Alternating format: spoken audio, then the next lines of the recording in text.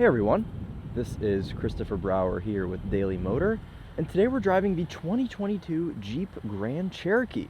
Now this is the all-new short wheelbase version. This is just the normal Grand Cherokee, not the Grand Cherokee L, which for some reason came out before this new generation of short wheelbase Grand Cherokee. But here we are today with that car, and I must say that so far I've been pretty impressed. I really like what Jeep has been doing lately with their new models, how they're incorporating this luxury feel and really trying to step it up to the high-end market. And this Grand Cherokee is really no exception of that theory. I think exterior-wise, it looks really nice. Sits up nice and high. I like the boxier, if that makes sense, design language that they've gone with. It's got more of a squared off front end up here. It just looks a lot more premium than the last model, and that's certainly what they were going for. Grand Cherokee badge here, which still has this flag, and if you're wondering why it's backwards, it's the right way on the other side. It's because that's the way the flag flies. So if you look at it on this side, you'll see that it's backwards. But then if we go around to the other side, it's facing the correct way, as you can see here. So that way, both sides of the car are one flag, and it kind of goes like that, if that makes sense. That's kind of the easiest way I can think to explain it. Let's take a look in the back here. That is power. I mean, just tons of room back here, even without the seats down. I mean, look at all this room. Under here we have a spare wheel. That's kind of a cool looking spare. Look at that. Nice little silver 5-spoke temporary use Goodyear. We can also fold these seats down, but you have to do it from up there, so we'll do that in just a second. We do have one power outlet back here. A couple of tie down points as well if you're hauling something that's kind of big and you want to have it tied down. Speaker back here as well, or what's probably a subwoofer. And then if you look right here on the back window, we've got all our generations of Grand Cherokee. How cool is that? I love that Jeep also incorporates Easter eggs like that one. And of course we've got the classic Jeep, the Willys Jeep over here on this quarter window. But this is really, really cool. This is the first time I've seen something like this on a Grand Cherokee. So always cool to see special little things like that let you know that there's some heritage to the car that you're driving. Button to close the hatch is right over there on the D pillar. Gives you a minute to get out of the way before it shuts and cuts your arm off or anything like that.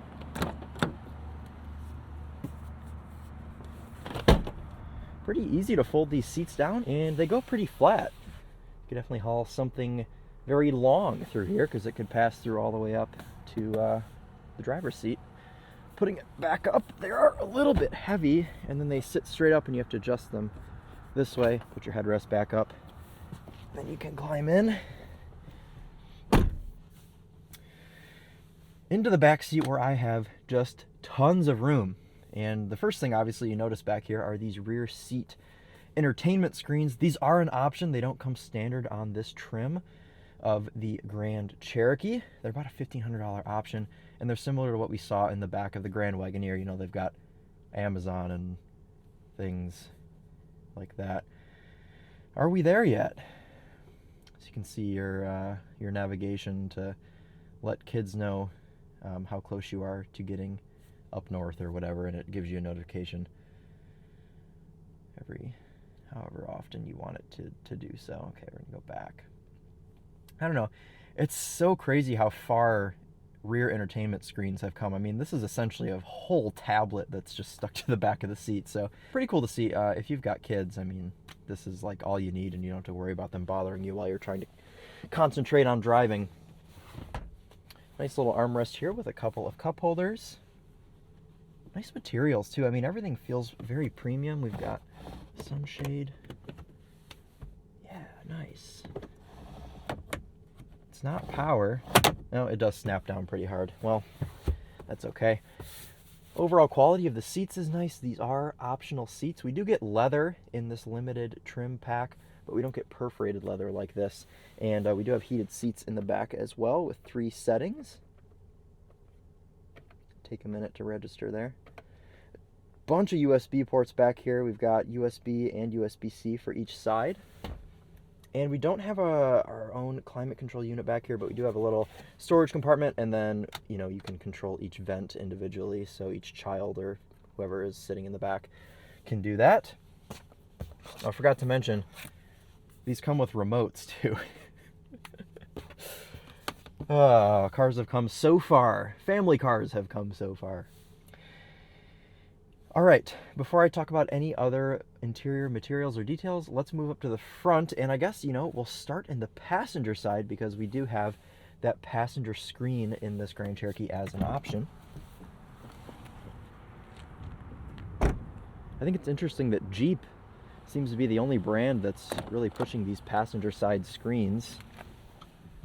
You can turn that on with this button right here on top. And the screen is fitted in such a way where the driver can't really see it, so it doesn't distract them. It just looks like a normal black trim panel. I don't know if that really shows up on camera or not, but it's hard to see if you're over in the driver's compartment.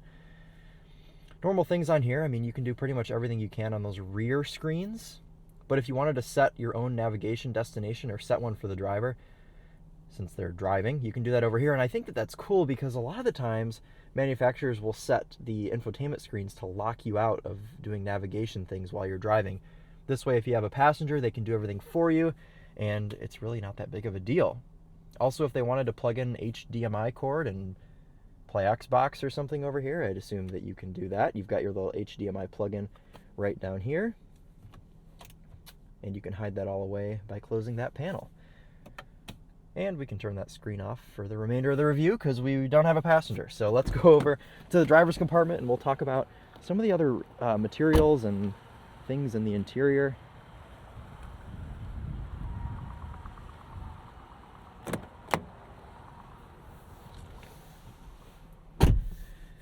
So the first thing I noticed when I got into this Grand Cherokee is just how nice some of the materials are in here, especially the steering wheel. I mean, look at all the detailing we've got on here.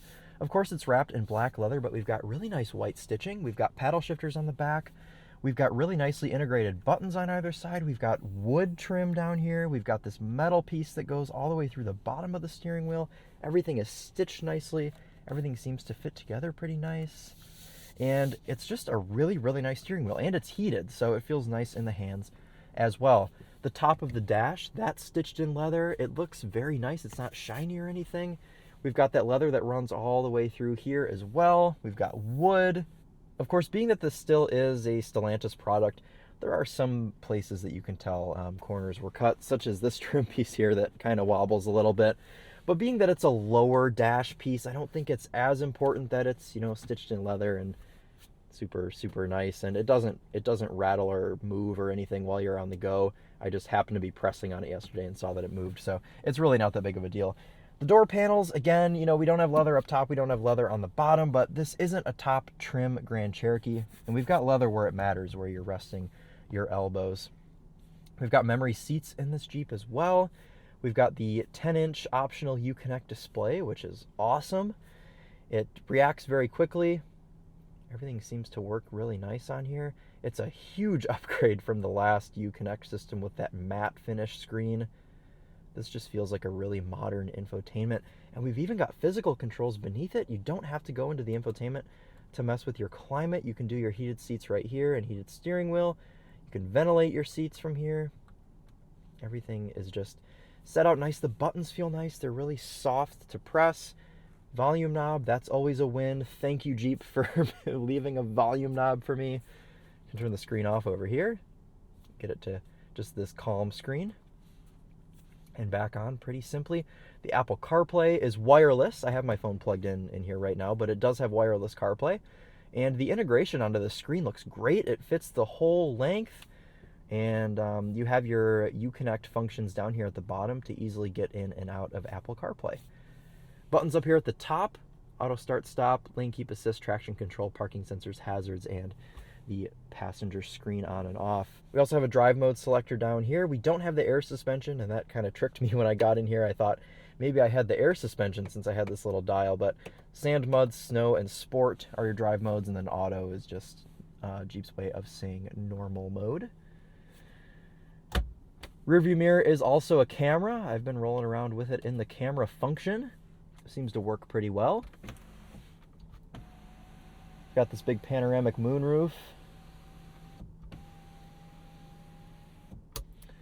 Yeah, the headliner material is also a little bit cheap. Kind of reminds me of something you'd see in a Dodge Dart, but I'm not looking up at the headliner while I'm driving, so not too big of a deal for me. And plus, half of it's gone because there's a big panoramic moonroof.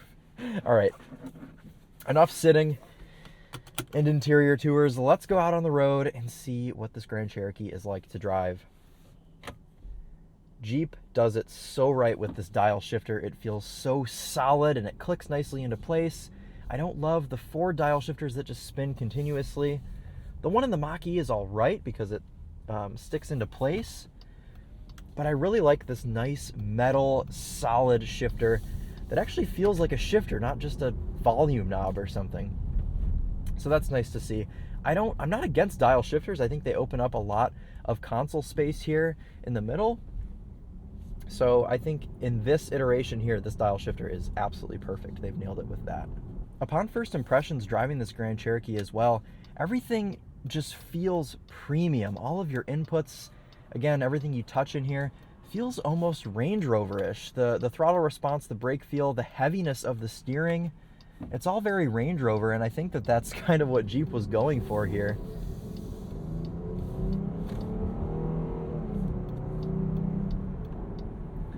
So this just has the standard engine that comes in all Grand Cherokees, the 3.6 liter V6.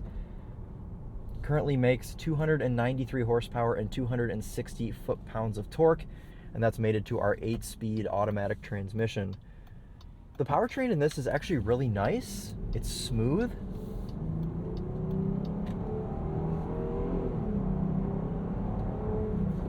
Smooth shifts there from that 8-speed transmission, and all of the inputs are just really nice. I mean, I haven't had any jerky shifts this week. I haven't had any weird throttle response, like weird Volkswagen throttle tuning or anything like that. It's a pretty nice, relaxing experience driving this Grand Cherokee.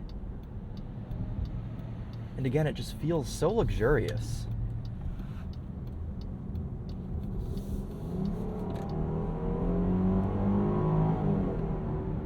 A little red flash from our rev counter there. Kind of a cool touch. So you get this 3.6 liter V6 standard, but you can opt for the 5.7 liter V8 motor Hemi.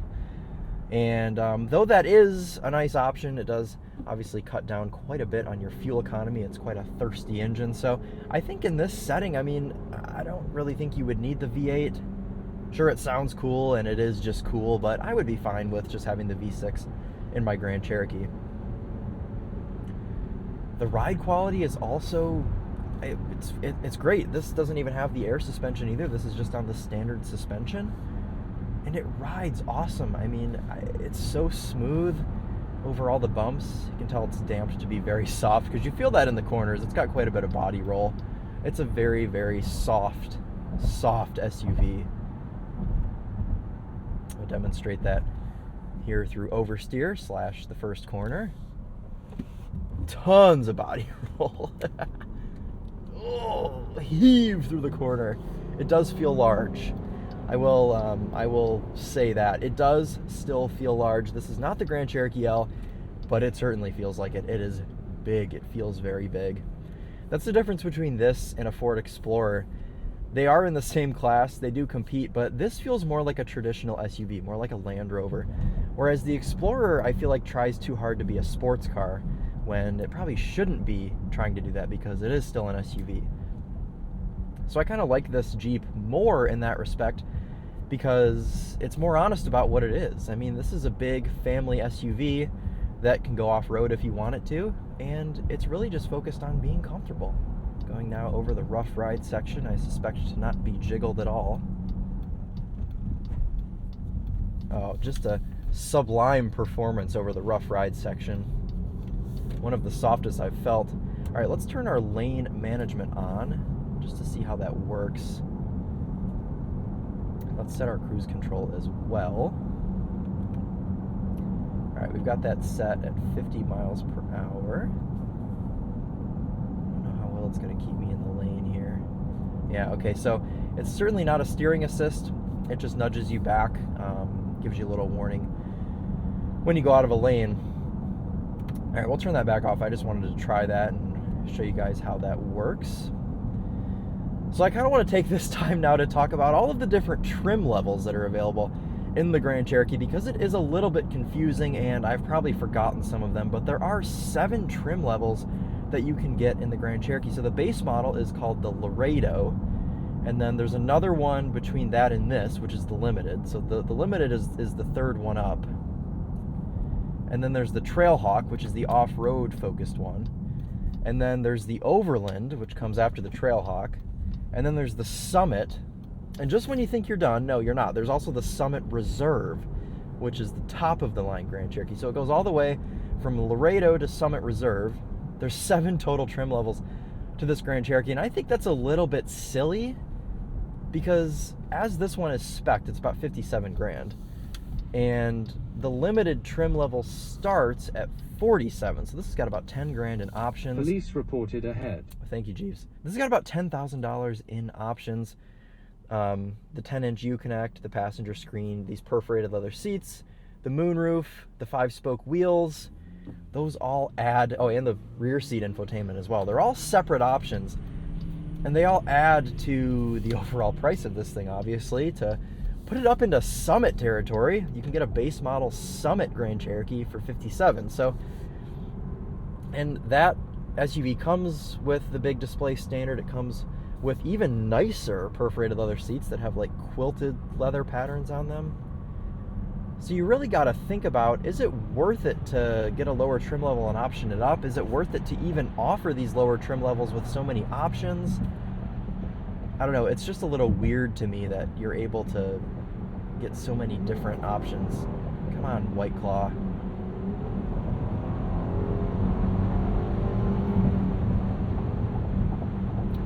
Smooth performance. I mean, 293 horsepower doesn't seem like a lot, but in this setting, it's honestly plenty.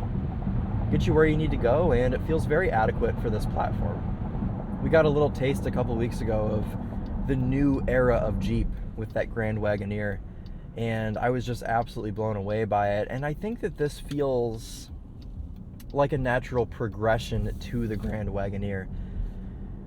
It feels like it is in the same family. It feels very premium, like that $100,000 SUV, even though it's about half the price. And that's really nice. You know, of course you can see in here a couple places where they've had to, you know, cut in budget and whatnot. The headliner, these kind of shoddy trim pieces down here. But otherwise, it's just really nice. I don't really know like how else to describe it.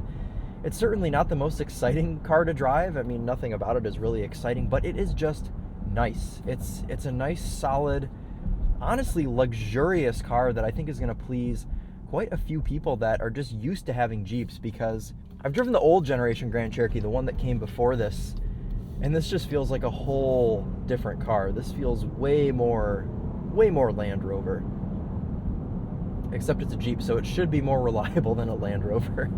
Especially that it's a Grand Cherokee. Jeep cares a lot about that nameplate, and they're not going to go messing around with anything crazy with a Grand Cherokee. Overall, though, just a really nice premium experience. As the Topher described it, fantastically boring, which isn't a bad thing. Not all cars have to be, you know, crazy exciting or anything like that. This Jeep just feels good. It feels good, it feels nice, it feels luxurious, and I think for the price point in the segment, Jeep has done a really, really good job with this SUV. All right, everyone, well, that's going to wrap up our drive today of the 2022 Jeep Grand Cherokee. I hope you've enjoyed watching. This has been a very nice, relaxing experience. And I really quite like this Jeep.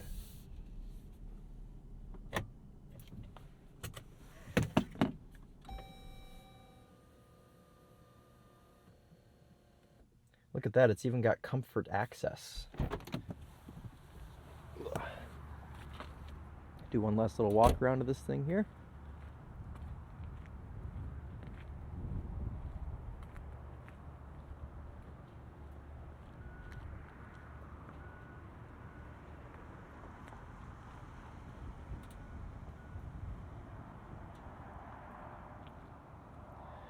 All right, everyone, well, that's going to wrap it up for us today.